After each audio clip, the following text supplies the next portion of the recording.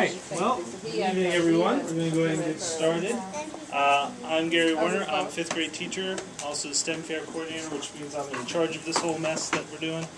If you have any questions, you can ask your child's teacher, but ultimately it's going to come to me. So always feel free to contact me. My email is gwerner, W-E-R-N-E-R, at bcps.org. You can find me on the school website. Also, this presentation, the video that we're making right now, and the packet and the handout that all the students got today, all of them are on our school website. There was an email that came out around 5 o'clock today with the link to that, so you can always find it there. If your kid loses this, okay, they can just go on there and find what they need, because really the only thing that has to come back is this last page, and we'll talk about that later. The rest is really just reference material, okay? So we're going to go through this. My goal tonight is to give you an overview and an understanding of the STEM fair, what's changing in school, what's going to happen at home if they choose to do that, and some tentative dates, and any questions you have, okay? So, also, sorry, this is our lovely library media specialist, Mrs. Connor. Hello. Okay. Hello. So she's going to be talking about the research workshops and how your kids can do research, because she loves that stuff. Okay. So, 4th grade. All right, if your child is in 4th grade, there's a big change in instruction. They used to do a unit called Too Hot to Handle. If you had any older children, they would have known what that is. It went through the scientific method. We're not doing that anymore. What we're doing now is what's called a workshop style. And basically, the way that that works is they're going to go through the scientific method, but they're going to do a lesson on coming up with a question to investigate. Then the next day, they'll work on it for their project. So let me kind of explain, because the process is the same for 4th and 5th grade this year. We did this last year in 5th grade. This is the first year we're doing it in 4th grade. So there will be some bumps in the road, because this is a new way of doing it. Students can work in groups. They can work individually, or they can work in groups of up to 4. Personally, I recommend they work in their homerooms, okay? That's not to say they can't work with other 4th grade students, okay? But it just makes it easier logistically if they work with students in their homeroom. And we caution the students, if you're going to work in a group, make sure you work it out with mom and dad, that you will be able to get together at so-and-so's house to put everything together, or to glue it on the backboard, or do the experiment. It's very important that, if they live way far away and you don't have any way of getting them there, that may not be someone they want to work in a group with. Okay? So no more than 4. Okay? And of course, 4th graders can't work with 5th graders. Okay? 5th graders have to only work with 5th, and 4th only with 4th. So what's going to happen in school? They are going to learn about the scientific method. Okay, we'll do one lesson, say on question, and then the next day they'll have time to work on their project. Okay, everyone's got to go through procedure. Okay, there's multiple steps, but they have to get through the procedure in school just because they have to learn the information. So in school they're going to do question, and then the next day they'll have the opportunity to work on that in their project. Then I think the next lesson is research, and then they'll learn about that and they'll do some examples. Then they'll be given a day or so to do that in school.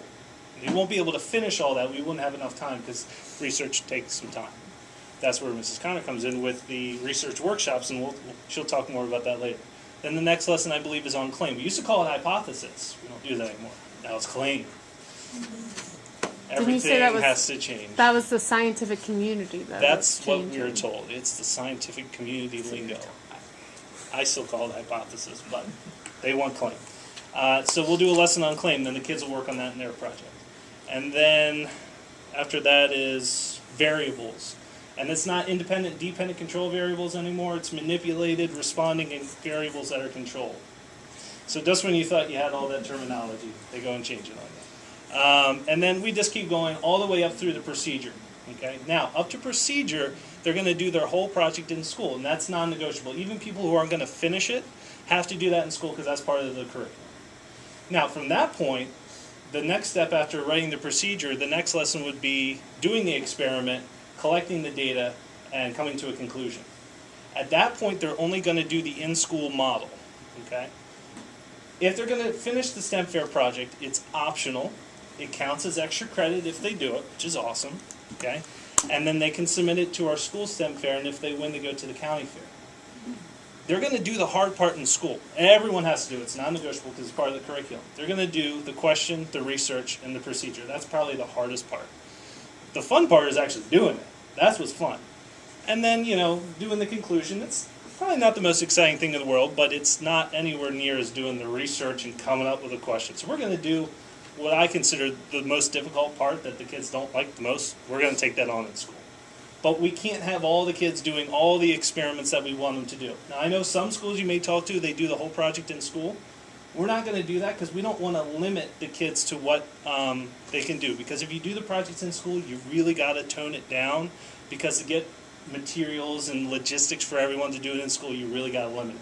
So we're going to help them do everything to the procedure, and then if they want to finish it, they go home on their own time, they finish it in groups or individual, they slap it on the backboard, they bring it in on April 14th, and they compete in our STEM fair. Does that make sense? That's for 4th and 5th grade? That's for 4th and 5th grade. So it's new for 4th grade. This is the first year 4th grade's doing it that way. This is the second year 5th grade's trying to do it this way. And we'll iron out any kinks as they come along. But I hope that made sense, because I tried to explain it to all the kids today, and some were like, what? Now, I just felt like saying, just trust us, we won't steer you in the wrong direction. Okay? Excuse me. Yes, absolutely. I think I heard it. You can finish it at home. Yes. And you finish it in school. So the first part of the procedure, they're going to do question, claim, which is hypothesis, research, variables, and writing a procedure. Mm-hmm. That's all going to be done in school, okay? Because each step of the way, we're going to have an independent lesson on that, and then the next day or the next lesson, they'll have time to work on their individual project with our guidance. So really, by the time they get to the procedure, they should just be able to go home and do what they set out to do. It's that part that's the optional part if they could decide to finish. Now, we're encouraging all the kids to do it because, well, you did the hardest part already.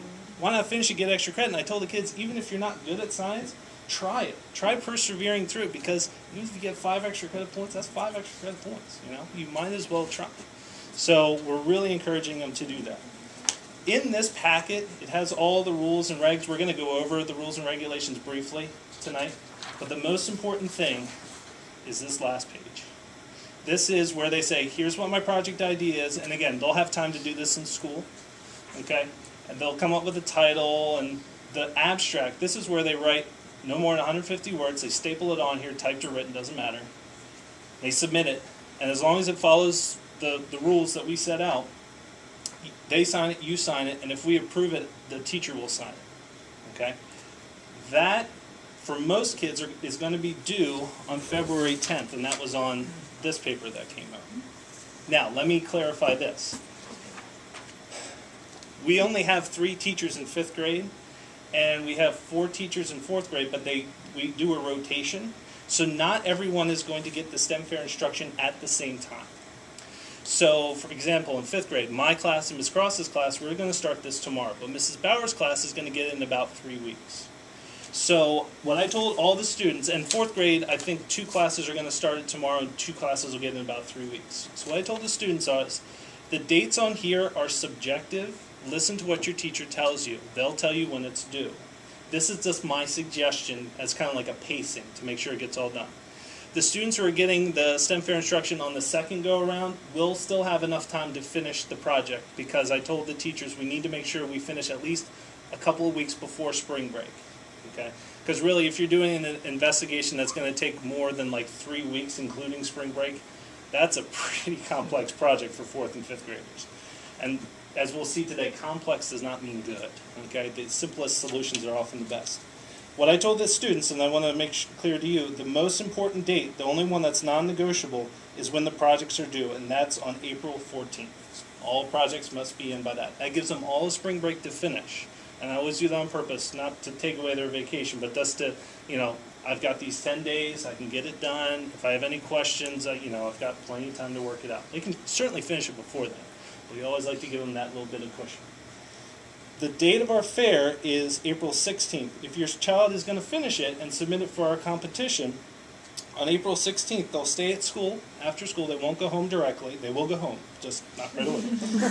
We have outside judges that come. I get college students from, it's not Villa Jewel anymore. What's it called? Stevenson. I get, it shows how old I am.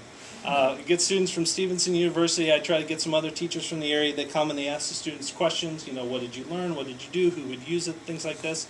By the way, all the sample questions are in this packet that they can practice. And they have to be here for the judging from 4 to 5. And then you come at 5, pick them up. We come back at 6:30.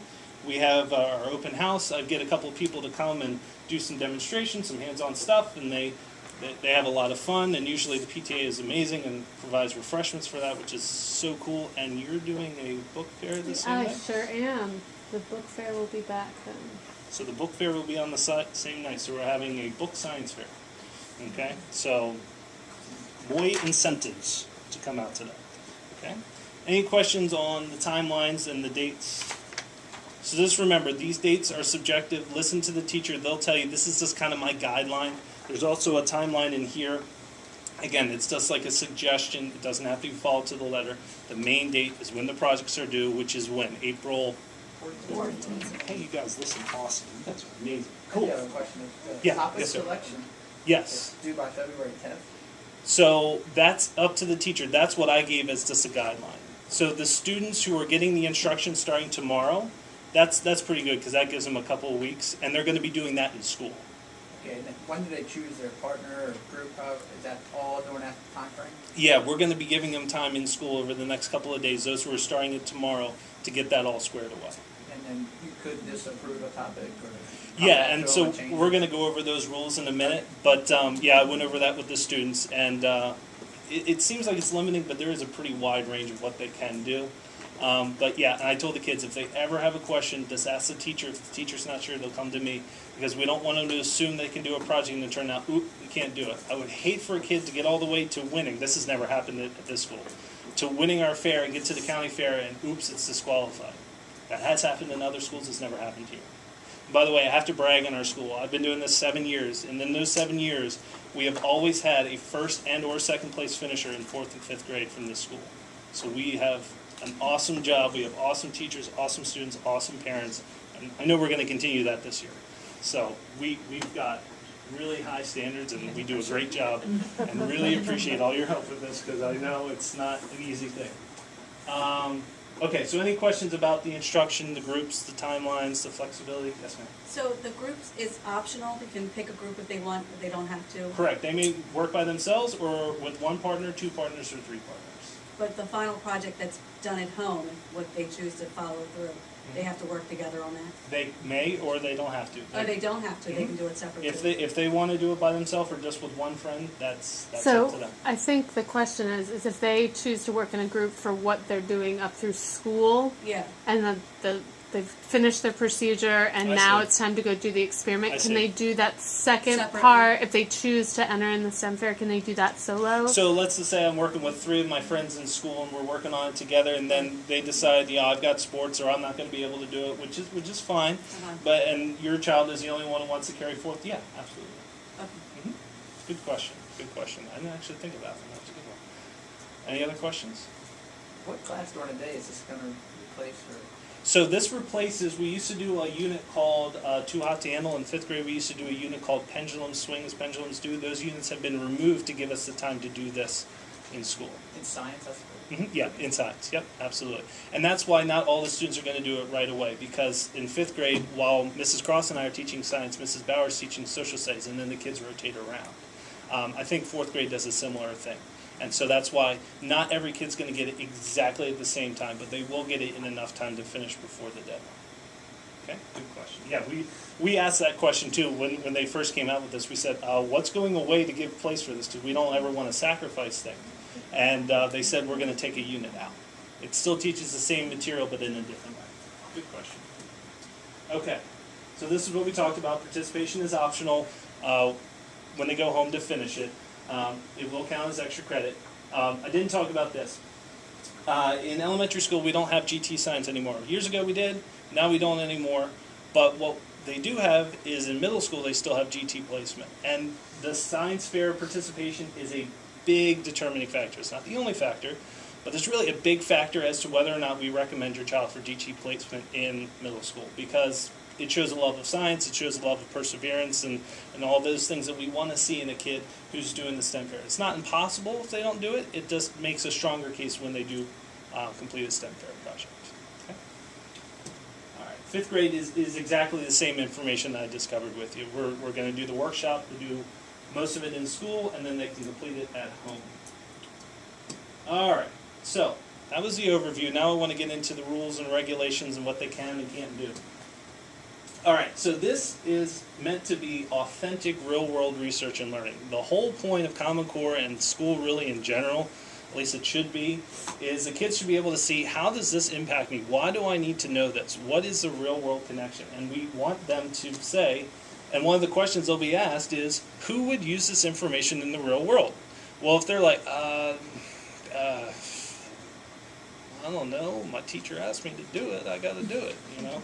We want them to say, you know, a farmer would use this because they want to understand what's the best type of fertilizer for the crop, or something like that. We want them to make some sort of connection, something that's meaningful to them. Because if they don't like it, if they're just doing it grudgingly, they might as well not finish it at home because they're not going to get anything out of it. We want them to enjoy it a little bit. And I leveled with the kids and I said, this is not an easy project, it's not quick, but you will get something out of it if you do it. It is very meaningful, and you will look back and say, wow, look at what I did. So the first step is that they're going to choose a topic that interests them, okay? But this is important. Harder and more complicated aren't always the best, okay? Oftentimes, if it's too hard, too complicated, the kids will get frustrated, they'll drop out, they won't want to do it. We can't understand it because we don't know what the heck they're talking about, okay? So sometimes the simplest ideas are best. Something like, how does the design of an airplane affect the distance it travels? Okay? Now you think, well, what's a real-world application for paper airplanes? It's not the paper airplane, it's the aerodynamics involved in it, and flight, and that's huge. So engineering is really a big thing. It's really cool too, and they can definitely do that. So there's two types of project they can do, experimental or observational, okay? And again, this is all on the website, so you can just refer back to this later. But experimental is what most of them are going to be. Observational is kind of limited just because it takes a lot of tolerance and a lot of patience to do this. And so the kids will, and we'll go through this with the students in class, and we'll talk about, is your project experimental or observational? But what we don't want them to do is we don't want them to do a demonstration, you know? Which will travel farther, a baseball or a golf ball, if I throw them with the same force? Well, that's not really an investigation, that's a demonstration. You showed me that, you know, the golf ball went farther, okay? That's not what I want. I also don't want a model of a cell or an atom or a volcano. What happens when I put baking soda and vinegar together? Boom, you know, okay, that's nice, but that's not really science. That's a demonstration. We also don't want something that's a yes-no question. Okay, will the sun come up tomorrow? Yes. Okay, you didn't have to observe that to know that. You know that. So what we tell the kids is, if you can Google a project question, you get like a cookbook recipe, do this, this, this, and this. That's not really science. We're not looking for something that you already know the answer to. What will happen if I don't give a plant water? Well, duh, it's going to die. You knew that, okay? So I always like this cartoon, so I'll give you a second to read it.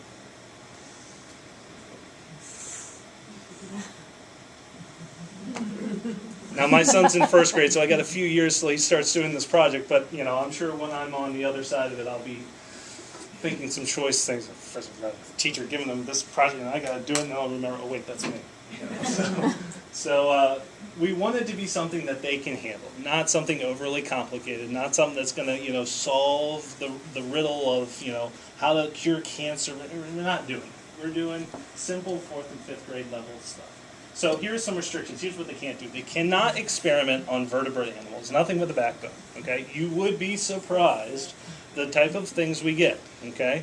Swear to you, this is the truth. I got one year. What will happen if I don't give Grandpa his heart medicine, okay?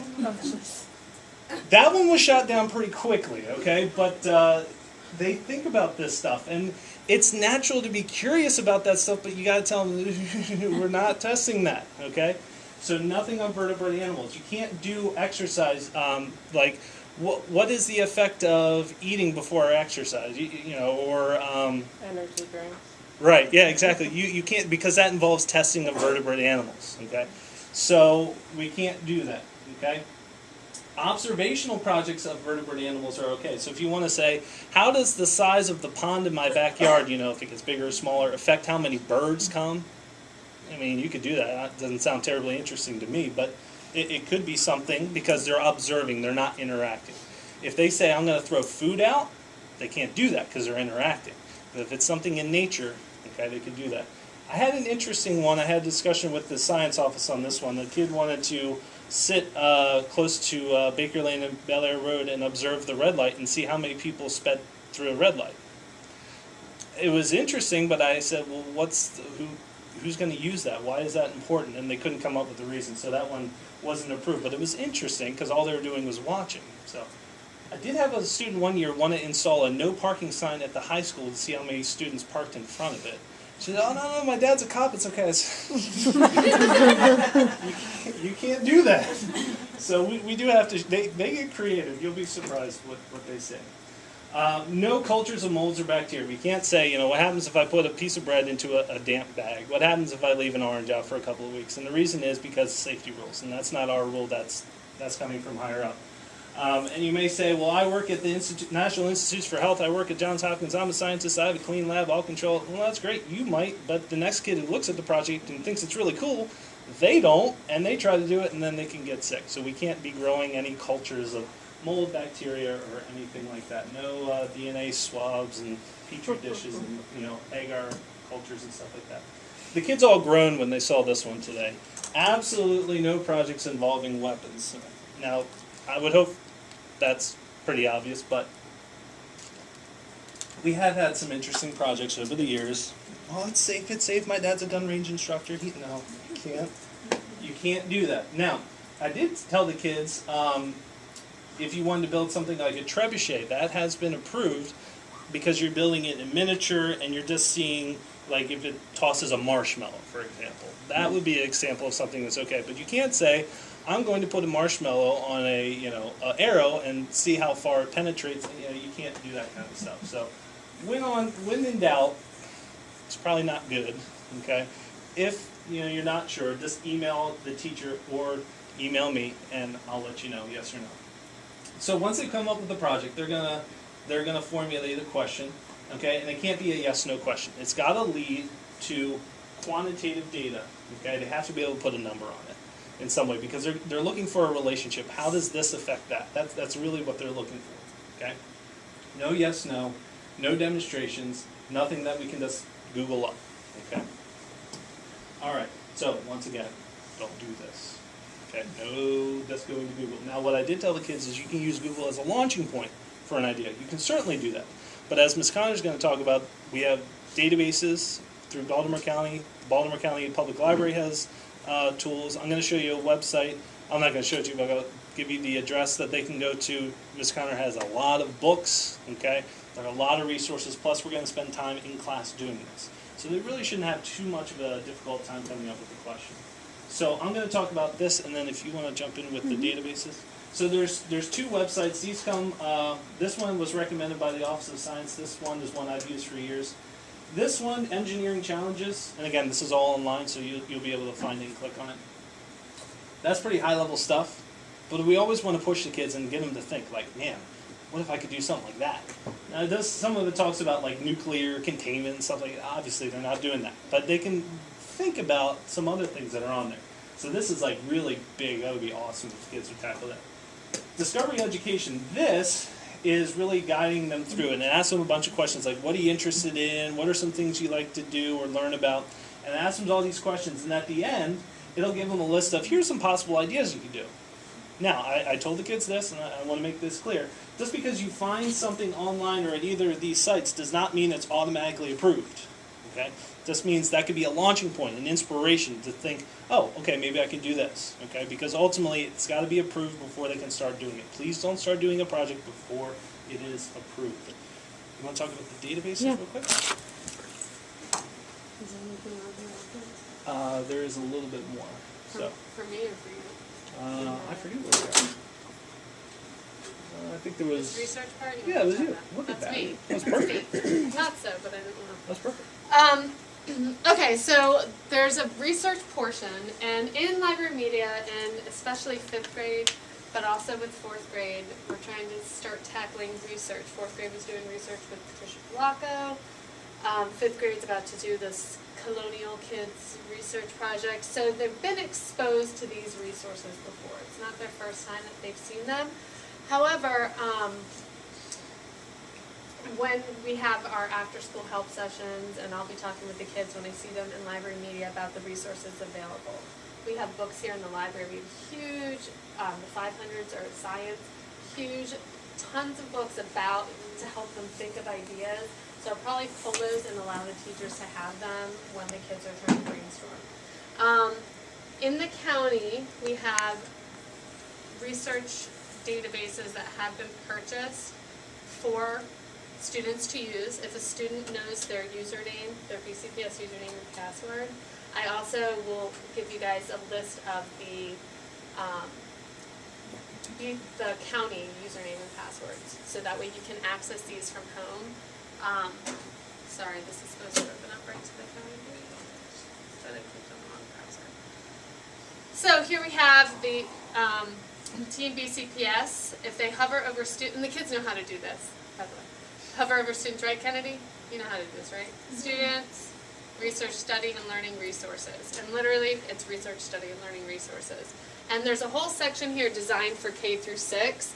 Kids can use BrainPop as a resource. I know it's like, oh, it's a cutesy cartoon. Excellent information in there.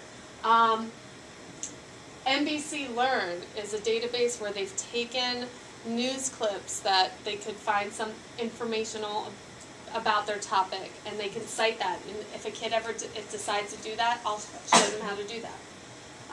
World Book Student, they don't need I don't know anybody that buys sets of encyclopedias anymore, but right here, World Book Students is where these 4th and 5th graders should be. There's also SIRS Discover, which is a search engine, and NetTrekker search engine. So NetTrekker especially kind of weeds out a lot of the inappropriate websites. So those are the ones that Baltimore County Public School have purchased, and that I will provide you with the database links. However, I just went to this amazing professional development on Monday for the Baltimore County Public Library, which in Perry Hall we are very lucky because it's literally like a 3-minute drive from here. If you have a library card, and mine here, which I think most kids or parents do. If not, it's right there, or if you can apply online now too. All you have to access their databases is a Baltimore County Public Library card. So I would go into Find Materials, Research Databases. And if you scroll down, they have these two search engines, Kid Search and Searchosaurus. It takes out a lot of the, I don't know, I want my kid to Google because I don't know what's going to pop up kind of fears. It has another version of World Book Online. Okay, some other cool things. If you want your kid to learn a language, Mango on here, they can learn any language. It takes them through a tutorial. I had no idea it existed, so that's why I want to share it with you guys, because I think it's pretty interesting. And then up here under homework, if your kid gets stuck, they can text Baltimore County Public Librarians a question. Like, where should I look for? How can you help me? They have tons of books they can pull from any branch in the county. If you go to a librarian there and you say, my kid's doing a project on, I need help with finding resources. Or if I know of general topics, I can go and pull and have them here at school for kids to use as well. So just another, free is free, and the public library has all these wonderful free resources available. They're also looking to start like science-based clubs over there, so I will share with the students and on our website as I hear of opportunities, because they're trying to build a relationship with the schools. The public library wants kids reading just as much as the schools do, so we're trying to work together. The research portion, I will be offering 3 different research workshops towards the end of February. And hopefully I'll get some help from our staff. But that's when, if a kid is struggling, if a kid is not sure where to go with their research, they can't find materials, and I don't know if you want to jump in since you've been present for it. Yeah, but- sure. So the whole point of the research is that they have some basis for their claim, their hypothesis, so they know what they're talking about. So when they see the results at the end, they can say, well, that went the way I thought, or ooh, that wasn't what I thought was going to happen. So they have to have their research. Now, when we're doing the research report, it's not like pages and pages and pages, because believe me, as What are you teachers, talking about? A page? right, I don't Two? need to read all that. We're talking a couple paragraphs, okay? And a bibliography, we're not sticklers for, we're going to teach them about APA, right? But it's- MLA. MLA. Oh, you're doing MLA. MLA. Because that's what they'll use. See, I did That's APA. what they'll use until pretty much till college. Maybe if they take psychology in high school, they might be exposed to APA. But I was a high school English teacher for 8 years prior to becoming an elementary librarian. So, and the research is, I love it, it's my passion, and seeing fifth grade students understand the importance of it is a really cool thing. Yeah, so for the bibliography, we're not going to check every period, colon, colon, and all this stuff. And this kind of is going to show some online resources like BidMe or Easy things Bid. like that. Easy Bid. See, I know Remember all how we these used to different have to things. sit there with the packet and be like, okay, where's the publisher? Now the kids can type in the title and find the author, or even easier, they can look and find the ISBN number on the back of the book and type that in, and like it spits it out. So I made the kids. Yeah, where was that in college? Yeah, right? right? Seriously. Who was that in grad school? But I made the kids, I made the fifth grade. They don't know how good go they have it. through, do the finding of the stuff on the websites, especially because that's really, I mean, we're becoming a digital age. I mean, books, I love, they're important, but we're becoming much more digital. So I made them do that, and then I showed them Easy Bid. Because otherwise, I've never learned. And what if it doesn't work one day and they need to know? Didn't I give you a copy of that paper, the how to sign online stuff? I think you did. Okay. I think you did. So, research report, introduction, main idea, subtopic A, 2 to 3 details, subtopic B, 2 to 3 details, and a conclusion. And again, that bibliography especially, kids get freaked out about, because it's they're worried about, what if I forget something? Right. It's not the end of the world. The point of a bibliography is so that way, if your science teacher wants to go back and find that information, they're able to. If you provide enough that they can, then don't. You have the next, 8 years to panic Right. about that stuff. Wait until you're in high school. If we really wanted to And then freak they'll them, still help you. if we wanted to because- freak them out, we tell them we're going to do a random sample. You don't know whose bibliography we're checking. We're going to look. But like you said, the research We would never. portion is not, it's not gonna, he's not looking, the teachers No. aren't looking for, dissertations of We're- long, huge We're drawings. looking for enough information for them to have a basis for their claim and to go back in their conclusion and reference. That's basically it. It's a wonderful introduction to what they're going to be asked to do in middle school as they're in their science, when they're getting science every day, 5 days a week, and they're doing these more intense projects. It's a good, hopefully they will think back to when they did their STEP Fair project and the steps they had to take to meet with success there. Do you want to talk about not panicking? Sure. Not panicking. We all need to remember this, right? So, like I said, 4th and 5th grade teachers are going to start this tomorrow. For most kids. Some kids will get on the second rotation. That'll be within a couple of weeks. Just remember, the dates in here are negotiable. Pay attention to what the teachers are saying. The only date that's not negotiable is when it's due, and the products are due on April 14. Cool. And they're definitely due then. No questions asked. It has to be on that day because we have to give the teachers time to grade them before they're judged.